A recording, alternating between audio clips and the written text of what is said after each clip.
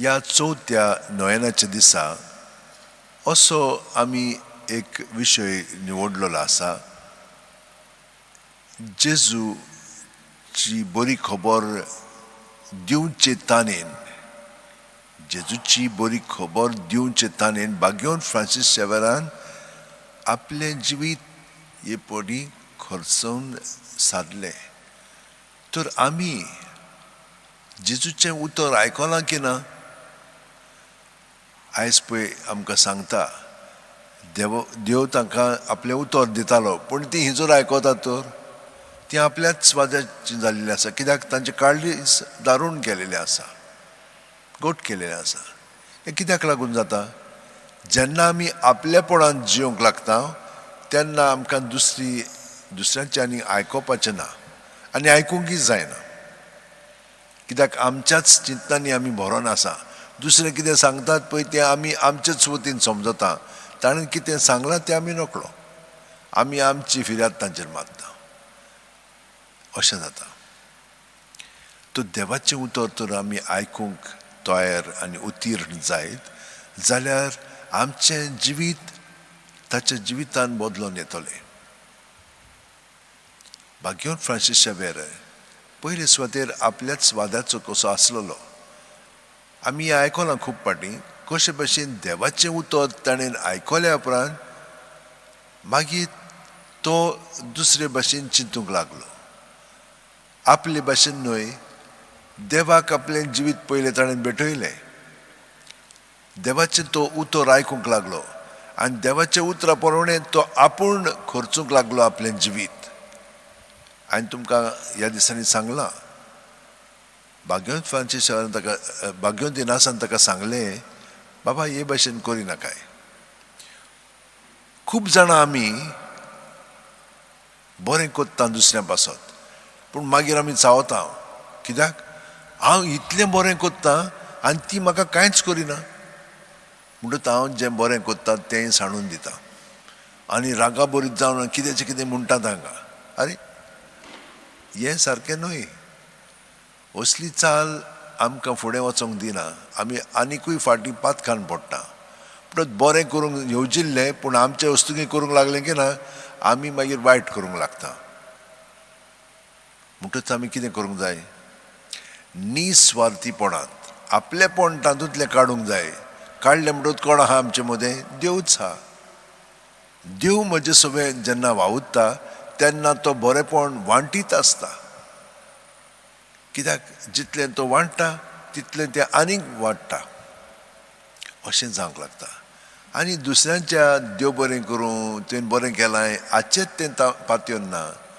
तें दिवपानूच आसा. जितलें दिता तितलें आनीक वाडटा आनी हातून आमकां शांती, आनंद आनी बरेपण फावो जाता. हें गोंयच्या साहेबान रोमाक आसतनाच इनासा बरोबर शिकून काडलें. तुमकां हांवें सांगलां तें. मागीर कितें जालें? मागीर तो आपल्या पासत न्हय, जेजू पासत जिवंक लागलो आनी जेजू ताचे सगळें जियेता आनी वावुरता म्हणून तो ताका पूर्णपणे सहकार करूंक लागलो. आनी तो इतलो स्वतंत्र जालो की खंयचेच वस्तूक तो आतां चिटकोन रावना जालो. ताका हांगसर धाडलेलो पेपल नान्सियो म्हणजे पाप साहेबाचो प्रतिनिधी आनी राजा पोर्तुगालचो ताणेंय ताका निवडलेलो. ताचो प्रतिनिधी म्हणून तो आयलेलो. व्हडल्या दर्जाचो आसलेलो पूण दर्जो बर्जो कांय ना ताका. तो सादेपणान साद्या मनशा भशेन तो जिवंक लागलो आनी ताचेकीन आनिकूय खाला. आरे तो बाजेर न्हिदचे आसतना जमनीर न्हिदतालो, उशें नासलेलें ताका फातर आसलेलो. हे भाशेन तो आपलें जिवीत स्वतंत्रपणी हे भाशेन जियेतालो. कित्याक लागून? कित्याक जेजू ताचें सगळेंच जाल्लो. तो जेजूचे कुडीचो एक सांदो कसो जियेतालो आनी जेजू ताचें सगळें वावुरतालो. आनी हाका लागून देवाचें उतर तो आयकून देवाचें उतर देव ताचें सगळें परगडटालो. ताच्या जिवितांतल्यान तें सगळें दिसतालें. आनी अशें आमचें जिवीत जावंक जाय जाल्यार आमी कितें म्हणून करचें? तर देवाचें उतर आयकूंक जाय जाल्यार हो पळय आमचे मदें आवाज आसा चिंतनाचो आनी भावनाचो आनी हे पळय सगळें भितर चलता तितलेंय आमी भायर काडूंक जाय. आतां कशें म्हूण काडटले ते आमी भायर? सुस्कारांतल्यान. सुस्कार भायर सोडटना जेजूच्या नांवान तो सुस्कार भायर काडीत तर ही चिंतना, ही भावना, ही चाल, ह्यो आठवणी सगळी जेजूच्या नांवान भायर काडून आमी दवरली की ना ते रोखडेंच पुसून वता. तो साफ करता. ताच्या उमलीक रोखतान ताणें पुसून काडलेलें आसा, काडीत आसा तो. आनी दुसऱ्या सुस्कारान हो जागो सगळो जेजूच्या बरेपणान भरोन येता. आनी हे भाशेन केली की ना एक आनी आमी 5 मिनटांनी उदकान साबवान साफ करता. 5 मिनटांनी जेजूच्या नांवान आमी सारके साफ जातले हांव. आनी तो आमचे भितर आसा तो परजळूंक लागतलो, तो उजवाडाक येतलो आनी तो आमचे सगळें वावुरतलो. आमी ताची आतेरां जातले हांव, खरी आतेरां. आमी बेश्टी भायल्यानूच आतेरां म्हणचे ना, जिवीत आमचें ताचें सगळें मांडून आमी जियेतले हांव. हे भाशेन ताची देख घेवन आमी जेजूची बरी खबर परगटीत रावया. रातची कोंत घेवन तुमकां हांवें सांगलां, कोंत घेतल्या शिवाय तुमकां कितें जातलें? तुमी बेश्टीच वेळ सारतल्या. पूण कोंत घेत तर तुमी थिरायतल्यात. प्रत्येक मणी जावन आसा एक सुस्कार. सुस्कार घेतना पांयाची बोट आसा थिजोतान तकले मेरेन सुस्कार आमचें सगळें बरोन येता. सुस्कार बरोन आयलो की ना म्हणजे जेजू बरोन आयलो. जेजू सगळें आमची सगळीं चिंतना भावना जेजू जेजू जेजू म्हणून दवरया. आनी हांव गॅरंटी दितां, भावार्थान हे भाशेन ताचेर दवरलें की ना रोखडोच तो आमकां नितळ निर्मळ करता. पूण दुसऱ्या सुस्कारान ताचें बरेंपण आमचें सगळें बरोन येता. ताका आमी हाजीर जावया.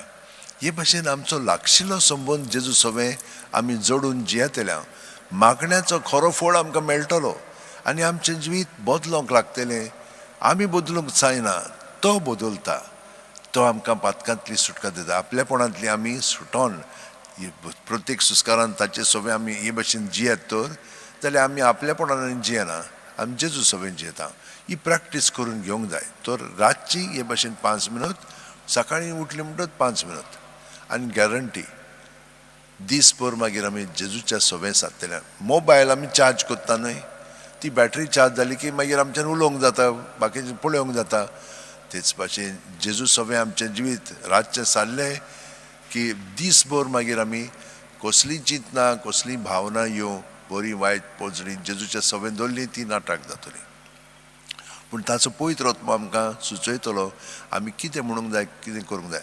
आमकां फुरसत पर्यंत मेळटली. नाल्यार आमी रागान सगळें करता वो भिरांतीन करता. ना, आतां जेजू सगळें आमी सगळें करूंक लागतलें.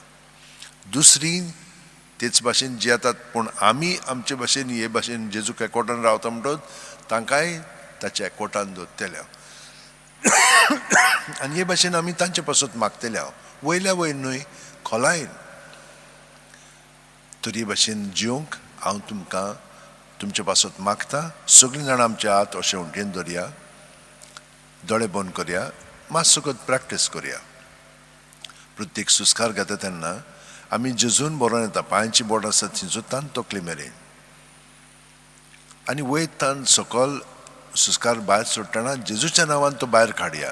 आनी हे परी आमचे भितर चिंतना भावना चाल आठवणी अणभव आसा तितले जेजू सगळें दवरया, ताच्या नांवान भायर काडया आनी ते रोखडेंच पुसून दुसऱ्या सुस्कारान ताचें बरेंपण आमचें सगळें बरोन येता.